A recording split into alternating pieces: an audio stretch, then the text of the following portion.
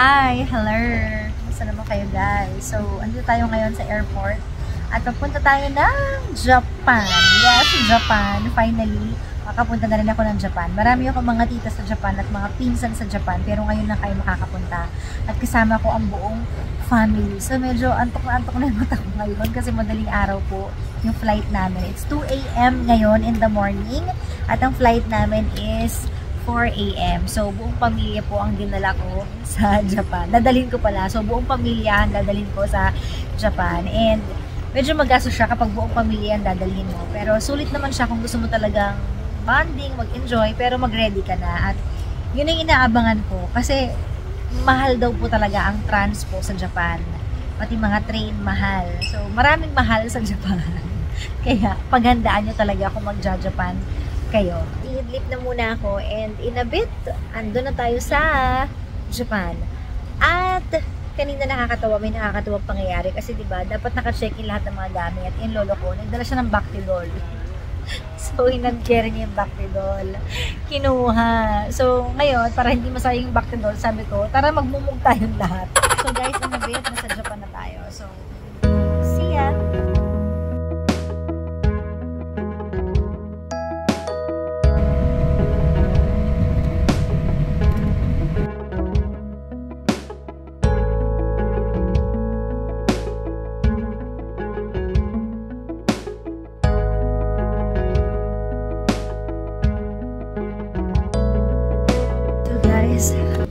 Dito na kami ngayon sa airport.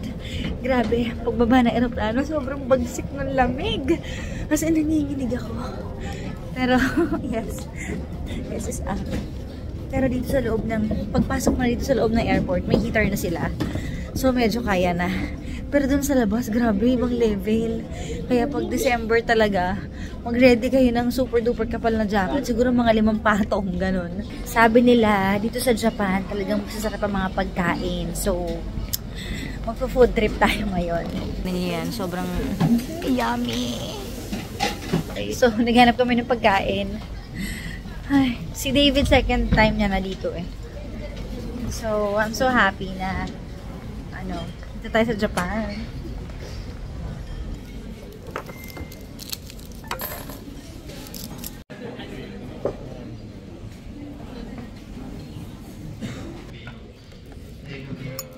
Sarap na pagkain nila guys. So guys, tapos na kaming kumain. Lalabas na kami. At nakapagligpit na rin kami. Kasi dito dapat, may kusa ka. Ikaw yung magligpit ng sarili mong kinainan. So, nakamask na tayo guys. Kasi sa labas, sobrang lamig. Kaya, papasok sa, sa bunganga nyo, tsaka sa ilong nyo yung sobrang lamig na hangin. Kaya dapat talaga makapal ang suot nyo. Nakakaloka pala kanina, naiwan namin yung isang bagahe. Nag-a-announce sila na calories, magabo. Paulit-ulit. Sabi ko, wait lang ako yata yun ha. So, pumunta ulit ako dun sa arrival. Kinuha ko yung naiwang isang bagahe. Ang dami kasi namin dalang bagahe. Kasi, ilan kami lahat? 8? Ilan namin, diba? So, dinala ko talaga ang aking buong family dito. Kasi every December, diba, lagi talaga kaming umaalis. So, this time, medyo bongga, pero good luck sa bulsa natin. Pero okay lang, kasi masaya naman. It's the adventure kasi. And it's the bonding. Yes.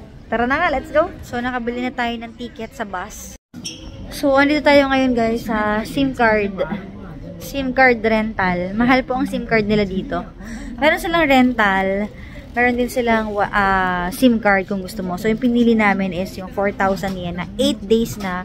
Equivalent siya to 1,500 pesos. For 8 days na yon. Tapos 1 gig per day.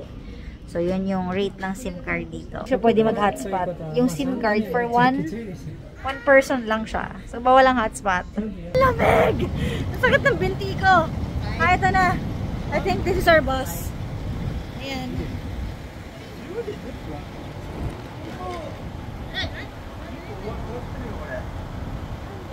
Late na daw kami.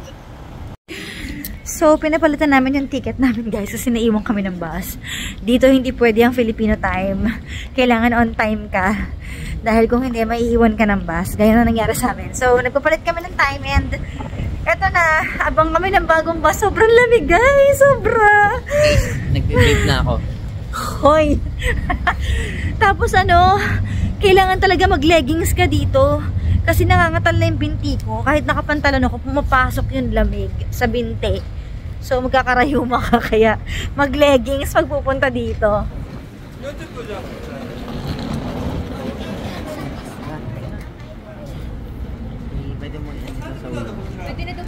Balot na balot kami. Bawal kasi mag-ingay dito sa bus. Kami lang yata laman nitong bus ngayon. Buong pamilya ko. Ha?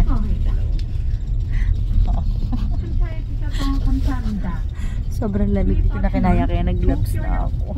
As in. Ay nako, hindi ganda. Mahinong nila lang. Mahina nila nga, may sipon ka dyan. So, talaga. Grabe naman. Parang, pwede wala akong mag-work dito ba? Pwede kang mag-work dito. Bawal kasi maingay dito guys. Bawal mag-ingay at magkwentuhan sa bus. Mga kalin. Oo nga. Tasyaya lang tayo. Tasyaya mo wala man lang pulis. Wala man lang basura sa gilid.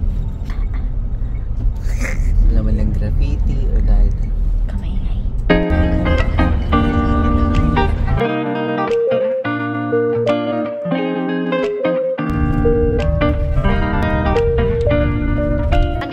Sa train station after 1.5 hour ng paglalakbay. Sa train station na tayo at dito tayo ngayon sa supermarket.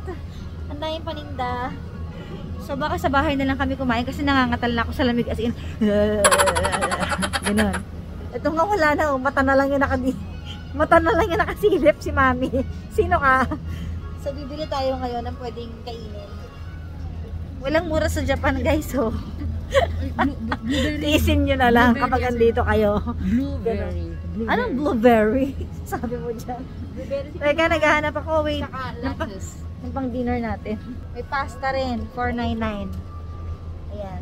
Ang kanilang strawberry. Mukhang malulusog. Isang box. Ito yung mga tinapay nila guys. Mukhang sarap kainin lahat. Ano to? Ayan o. May waffles, Belgian waffle. May pulburon, matcha.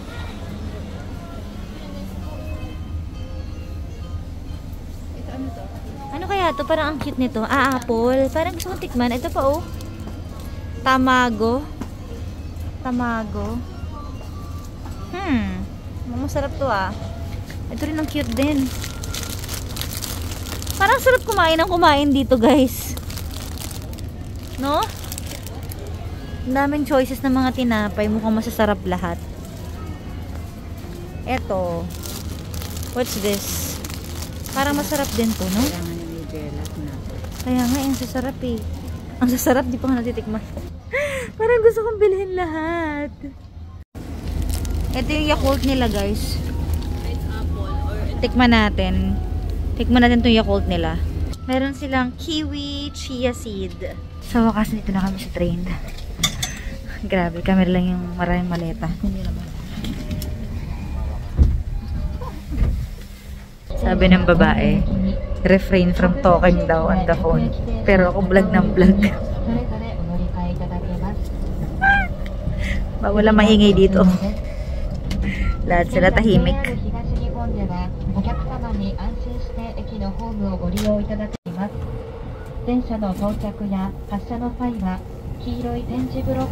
Malapit na kami sa katotohanan.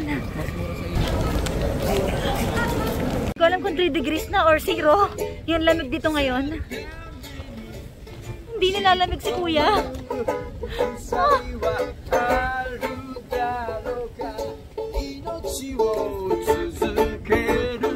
Oh.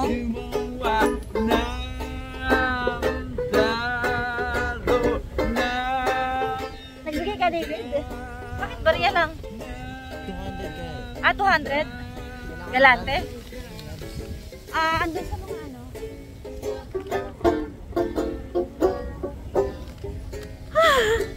Konti na lang magsusnow na. Sobrang lamig. Asan yung mga gloves? Ito na kami guys sa bahay. Bukas mag-house tour ako. Kakatapos lang magluto. O diba, nagdala kami ng mga grocery items. Si David ang in charge sa pagluluto. Thank you, David, sa pagluluto. Thank you, David, sa pagluluto. So, guys, kahit dito sa loob ng bahay, nanginginig ako kasi nanlamig. Pero sa room naman, may heater. So, pagising ko, bukas na ako mag-house tour kasi medyo magulo pa yung mga gamit namin. So, good night! Good morning! So, breakfast. Breakfast tayo, guys. Dito kami kumakain, nagluluto para matipid. Ayan. Kain muna tayo, guys. While watching K-drama. So, good morning. Good afternoon na pala, guys. Pupunta kami ngayon sa Shibuya Crossing. Sobrang pagod na pagod kami at haba ng tulog ko, in fairness.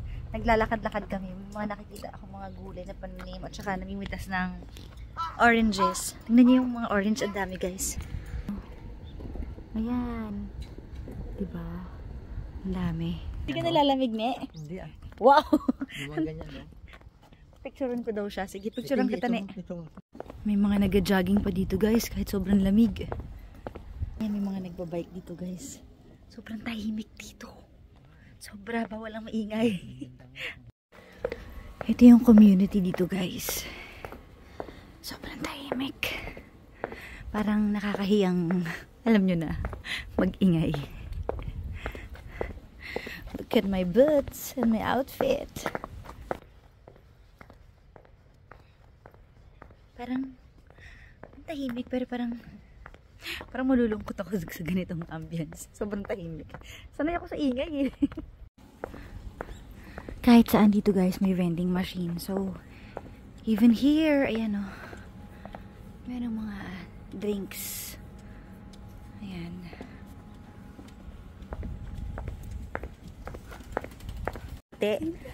Ganito kaliit. Hati-hati sa isang ano.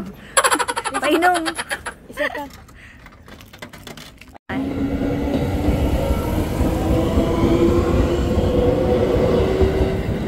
Dito kami ngayon sa 7-Eleven. Nadaan lang kami ng ano, bili kami ng pantawid gutom bago pumunta sa Shibuya.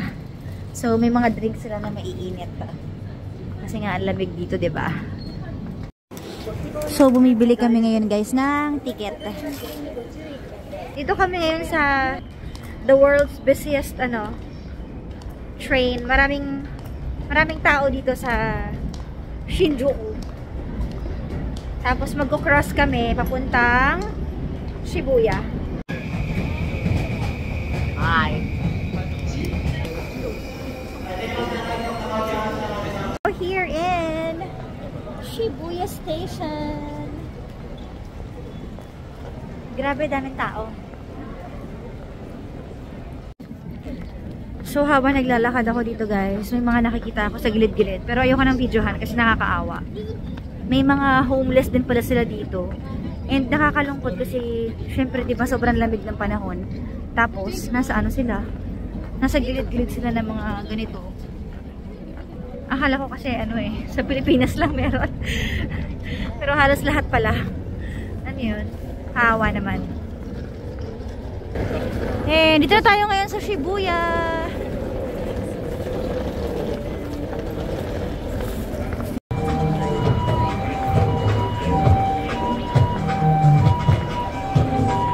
Dito tayo ngayon sa Shibuya Crossing. Ito raw ang world's busiest crossing or street. Ganyan. Ang daming tao.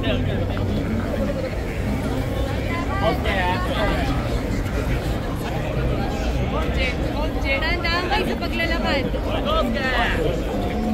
Magtandaan kayo sa paglalakad.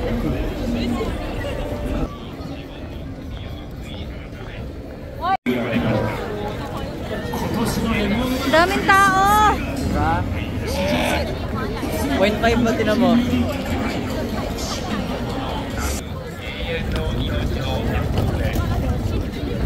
Yung mga isang long street, ayan o. Yan, sobrang daming pagkain. Parang masarap mag-ramen. Masarap ditong ramen eh. Ayan. Nilalamig na naman ako. Titignan po natin ngayon yung price range ng mga restaurant. Oo. So, andito na kami ngayon sa loob ng restaurant. Kakain kami. Yes, Isaac. Ba't sumisilip ka? Oh, yan. So, babayad na kami ng isang order. Kasi, may mga ibang pay now. Pay now, okay? Okay. Thank you. Thank you, arigato. Sukli mo daw. Ito ko, in-orderan ko ng isda. Kaso, syempre dito uso yung hilaw, diba? Ayaw niya. So, pinaluto namin. Nakakatawa, diba?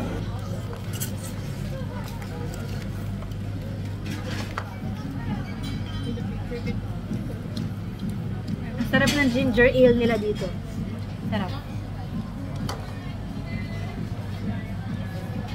Na kami at may mga tira kami kaso walang take out, guys. So kailangan may plastic kayong dala. Ako lang naman talaga gumagawa ng take out. Eh yung may pa free taste sa Lind. May free taste daw eh. So kainin natin yung mga free taste, diba?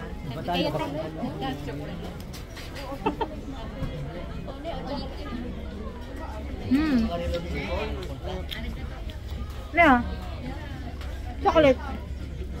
So, pupuntahan natin ngayon, guys, si Hachiko, the most loyal dog. Ayan na siya. Aww. Hello, Hachiko. Oo. Ayan. Ang dami nagpapapicture kay Hachiko. Guys, ang daming tao. Si Hachiko daw ay 13 years na naghintay. So, kahit wala nang loyal sa mundo, may natitira pa rin sigurong Hachiko at siya lang yun.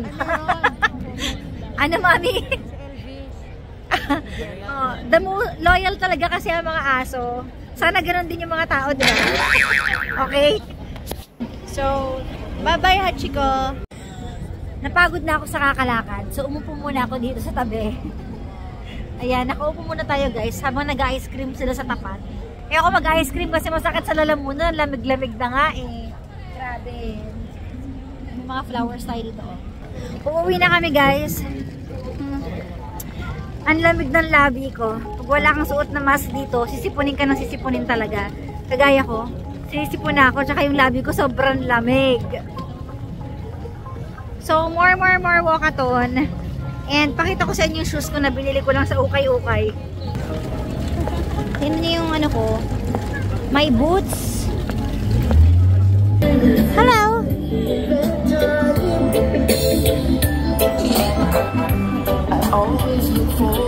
Rush hour na po dito ngayon sa Japan. At tingnan niyo naman kung paano yung lakad natin. Diba? Sobrang siksikan. 6:43 PM na. And kailangan nating umuwi at magte-train ulit tayo. Pero, ito, dahan-dahan lang yung lakad kasi punong-puno. Daming tao, guys. So, sundot-sundot lang yung lakad natin. Wala naman tayong choice. Ayan o, so stop ulit. Ganun ka-traffic. Ang traffic dito yung mga tao kasi sobrang dami. Ito yung tsura ng ticket nila, guys. Ayan. Pag adult, nasa 410. Pag child, nasa 200 lang. So, hinahanap natin yung Kokubunji kasi andito na tayo ngayon sa Shinjuku. Tapos, tatawid tayo, guys. Ayan. Yung pagbili ng ticket dito, self-service. Tapos, meron naman sila mga information center na pwedeng pagtanungan. So, lahat dito may mga mapa-mapa naman. Dahil mahal ang pagkain dito sa Japan, since dinner naman na, bibili tayo dito sa... Anong store to? New Days. Dito tayo sa New Days. Ito yung parang 7-Eleven din sa kanila. Ayan. So, ayan, may mga pagkain na din siya, guys. May mga salad, may mga pasta. Ayan. May mga pagkain nila, guys. May rice. Mukhang masarap to. Mami, may black rice, oh. Marami din pagpipilian. So, yan. Kami sa 7-Eleven.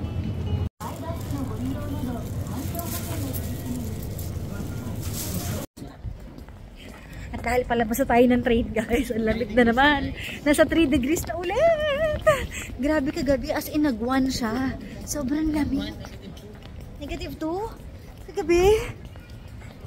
So, ayan. Lamig! Lamig! Naglalakad tayo ngayon. Pauwi na bahay. And, nasa 1 degree na.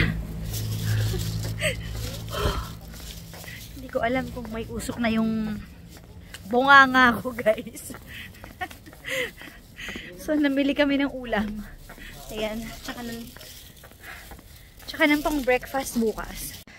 Okay, finally. So, dito na kami ngayon sa bahay, guys. Papahinga na kami. Buti na lang.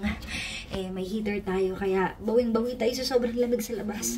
Nag-negative 1 na siya. And, ito nangyari sa akin sa kasamaang palad. Di ko alam kung may allergy ba ako o dahil sa paglalakad or naka-leggings ako. So, ayan. Hinubad ko na kasing leggings ko. Ayan, nakapalda naman ako. Pero tingnan nyo nangyari sa legs ko, guys. Nagpantal siya. Sobrang kati. Pause ko ba to? Kati. Grabe, tingnan nyo guys. Ang lala. Alam niyo yung hindi ko mapigilan. Ang tatapusin ko ng vlog na to. Good night everyone. Pero kahit na may pantal ako at nangati ako, ang pinakamaganda nangyari guys is, tingnan nyo, ang ganda ng skincare ko dito ha. Very natural. Kasi nagmumula-mula yung pisngi ko, yung ilong ko, sobrang kinis. Actually, marami pa tayong mga adventure na gaganap sa mga susunod na araw. Pero shoutout muna kay Ate Mitch Kapili dahil talagang tinulungan nila kami sa Rally Tours. And talagang naitawid ko ang buong pamilya ko at napadala yung visa ko. At ganoon din kay Ate Shelby, of course. Thank you, Ate, sa pagtulong. So, ayun lang. Kakain na kami ng dinner dito sa bahay. And tomorrow is another adventure. So, thank you so much. And subscribe!